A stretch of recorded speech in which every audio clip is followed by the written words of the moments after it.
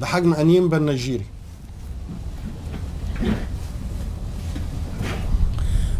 وعرضيه جوه ال 18 خطيره. اوه الهدف الاول لنادي سموحه.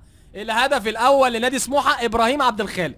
قلنا ان ابراهيم عبد الخالق بيزيد ورا المهاجمين ودخل فعلا جوه منطقه الجزاء من كره عرضيه ردت لابراهيم عبد الخالق اللي خد شرط الكابتن مع خروج هشام فتح الله.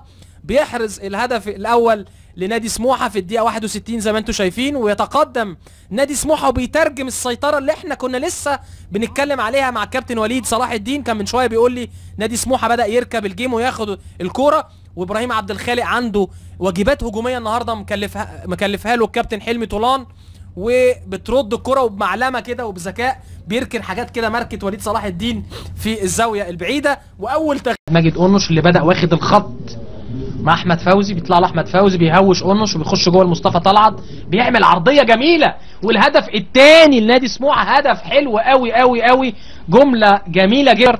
وطبعا زي ما اتكلمنا حاجه كمان رائعه ان هو راح لما لقى نفسه اوف سايد رجع خد خطوتين وخد